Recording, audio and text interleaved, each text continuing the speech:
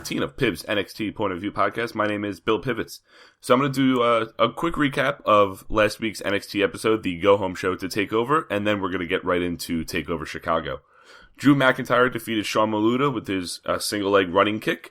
Decent match. Maluta got some offense in, but it was pretty much a showcase match for McIntyre. Drew ended up with a nice shiner under his right eye. A little bloody at the end. He was interviewed about Wesley Blake. He said he doesn't really concern him, and then challenged him to a match next week. We got some highlight videos, a Sanity promo. Throughout the whole show, we got a hype video for Hideo Itami, starting with his debut back in 2014.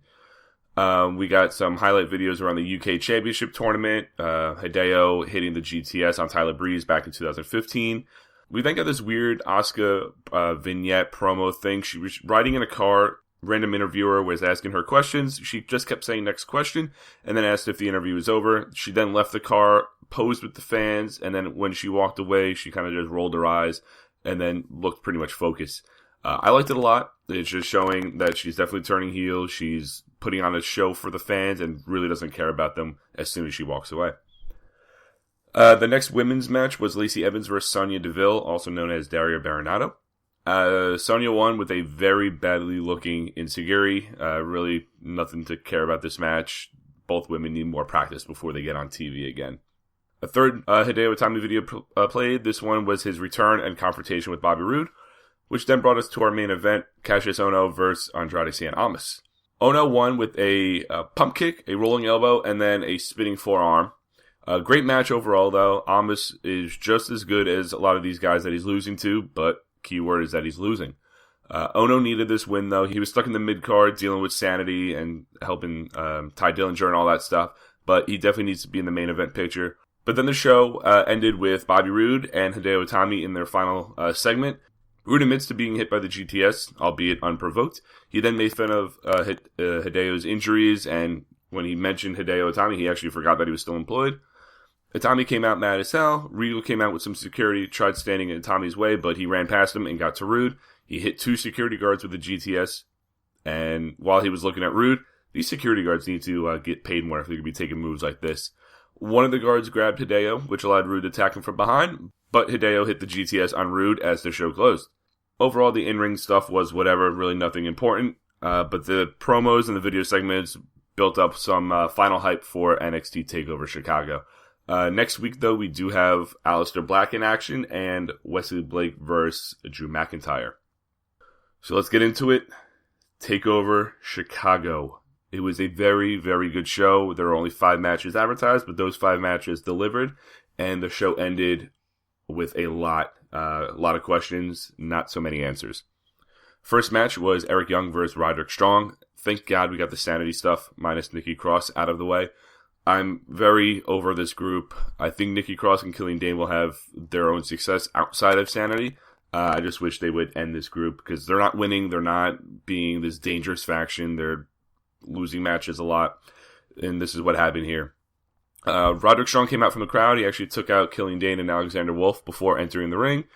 As the ref was checking on Eric Young, Killian Dane laid out Roderick Strong. On the replay, though, you can see the ref quickly looking down so he cannot look at the Killian Dane attack to cause a disqualification.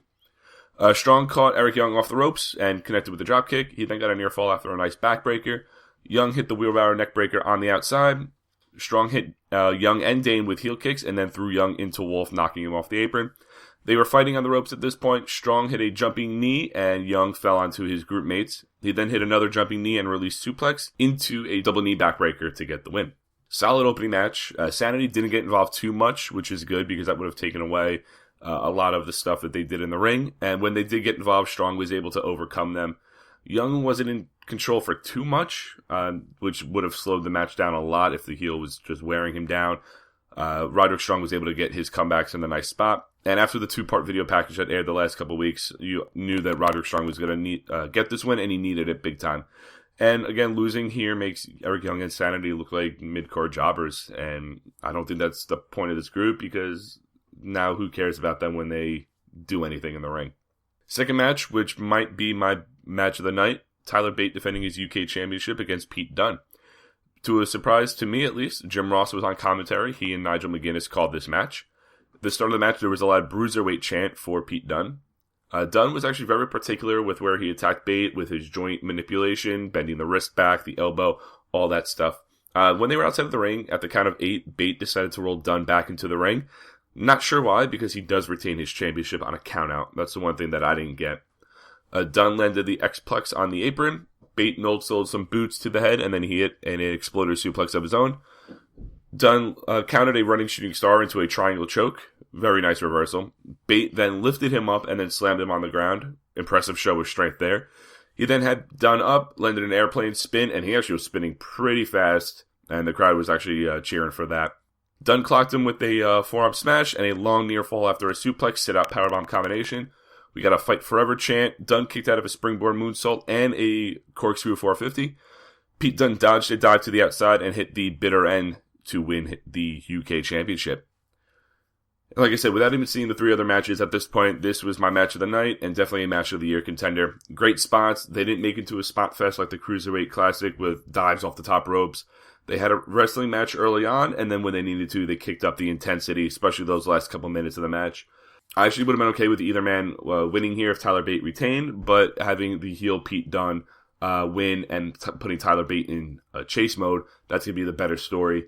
And I honestly think that Pete Dunne is going to be a main star, and Tyler Bate's got superstar written all over him. So these two showcased on the biggest stage that they've had so far, and they knocked it out of the park. Great match. Third match, the triple threat women's match, Asuka, Nikki Cross, and Ruby Riot. Early in the match, Asuka knocked out both women with hip attacks. Ember was actually shown in the press box watching, but as they do with backstage segments, she was standing sideways as she was watching the match. I don't get why they do that. Asuka took out Cross with the code breaker and then locked Ruby in an ankle lock. Ruby took out Asuka with a poorly executed Hurricanrana. Asuka then came back and landed a dive through the ropes. Ruby kicked Cross as Asuka landed her with a German suplex. Ruby then caught Asuka with a nice kick of her own. Asuka dodged a jumping senton and locked Ruby in the Asuka lock, but Nikki broke that up. Great spot there. Ruby was going for the senton. Asuka scooted back a little bit. Ruby landed, immediately locked her in the Asuka lock. Nikki then had Asuka in between the apron and the ring and just teed off on her, just landing multiple punches. Ruby landed a jumping head kick on Nikki, and as she was pinning her, Asuka ran in and hit the running knee on Ruby and pinned them both to retain her championship. It was a good match, not the greatest women's match in NXT history. There were a few moments that looked a little mistimed, actually including the finish. I don't know if there was a miscommunication there, but Ruby actually had to break the pin herself to receive that running knee, and if she just stayed on the pin, I don't know if Nikki was going to kick out, she might have won. But that kind of just felt, there were a couple other moments like that. It kind of just felt out of place there, and just like they had to rush it to get that spot in. Nikki Cross looked real good. Definitely her best match. Ruby can use some work, but she didn't look too out of place in this match that she was obvious that she was a rookie. Obviously she's not. She's had experience on the indie scene. Good match, but I honestly think that Ember would have won if she was in this match. But they're building that up. Maybe TakeOver Brooklyn if she's ready in time. If not, it's going to be TakeOver wherever the one is after Survivor Series. I forget where they're at. But I think Ember Moon's going to win that. That's going to be the end game. There's really no other competitor here. Unless something happens with the women's tournament. Who knows? But it's going to be Asuka Ember Moon at Brooklyn, if not the next TakeOver. We got word that the Velveteen Dream makes his debut on NXT this week. It was then time for the NXT Championship match. Yes, the tag team titles closed the show, and after we go over that, you'll understand why. Roode went for his glorious taunts early, but Itami wasn't feeling it and almost hit the GTS, but Roode was able to escape. Itami landed some kicks and to the back and to the chest. He mocked Roode's glorious taunt. Roode landed a blockbuster off the second rope, and he actually kept the pressure on the neck and repaired shoulder of Hideo. Roode then mocked Itami. Itami then stood up and slapped the shit out of Bobby Roode. He went for a second blockbuster, but he missed, but Roode was able to kick out of the Falcon Arrow. He went for the DDT, but he grabbed his shoulder.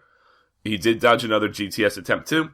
Itami went for the hesitation dropkick as they were on the outside, but Roode ducked and Itami dropkicked the steps. He went for the GTS, but his ankle gave out, giving Roode to hit the glorious TDT, but Itami kicked out. Both men were selling their injuries as they were going for their finisher. Great psychology. I loved it. Itami connected with the GTS, but Roode rolled out of the ring again. The crowd really didn't pop for the GTS again. They saw it early. I don't know if they were bitter for CM Punk. Some people actually chanted CM Punk. Other people booed them. So it was mixed feelings with the GTS, and Hideo really didn't get the biggest reaction as he was making his way to the ring anyway. After about 5 or 6 vicious strikes, Itami pulled down his knee, and he went for another GTS, but Roode countered it into the DDT. He held on and then hit a delayed Glorious DDT to retain his championship. Definitely good match. Probably Hideo Itami's best match in NXT. Beginning was a little slow. You could tell that the crowd wasn't that invested, considering the come down from the women's match and the UK championship. I didn't care for the multiple teases for the GTS. We've seen him hit it already. It wasn't this big surprise that he was going to go for it. I understand that he wanted to hit his finisher, but after multiple times, I kind of just got over it. But overall, I liked it. I liked the match a lot. The signal with the final knee kind of got me excited that he was going to put him away and win.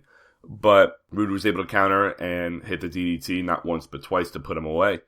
I don't know what this does with Hideo Itami, if he's going to still be in the main event, if he's called up, whatever the case is. But Bobby Roode's got a few challengers ahead of him, and he's going to be busy for the rest of the year with Drew McIntyre. You got Cassius Ohno, and maybe even Aleister Black if they build him up nicely. I know he's main roster bound soon, considering how much Vince and the crew up there likes him a lot. But I think he deserves a couple more months in NXT. And an Aleister Black Bobby Roode match, I wouldn't be mad about that.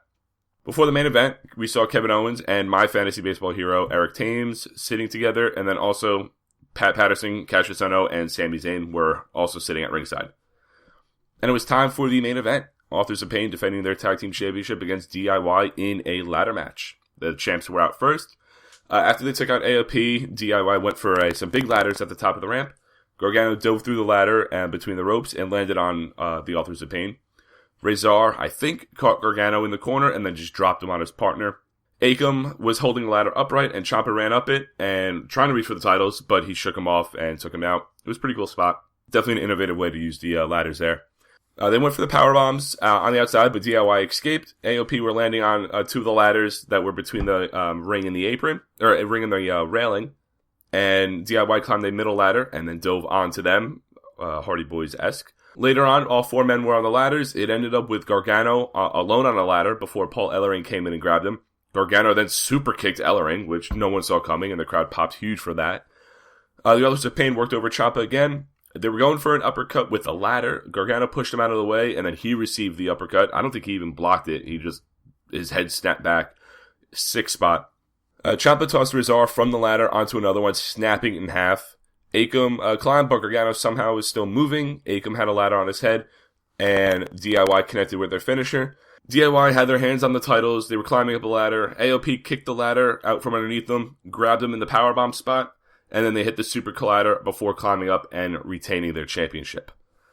Crowd booed for that. They were hoping that DIY were winning the titles. Obviously, I was too. But I made my predictions on Twitter that Authors of Pain were going to retain.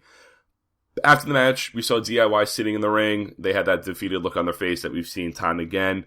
After their big matches coming up short, they did the same thing after the Cruiserweight Classic. So we've seen that. They got a standing ovation from the crowd. They walked up the ramp, and we had like the end credit logo before Ciampa threw Gargano into the LED display. Oh God, here we go. Ciampa then hit a running knee. He thought about walking away. He pulled down his knee, hit another running knee. There was a loud "fuck you, Ciampa" chant. He then drove Gargano onto some tables next to the announce desk with an air raid drop. He then sat on the table watching the medical team take care of his former partner as the show closed. And there are reports that he sat there for a long time watching Gargano being taken away as they took apart the ring.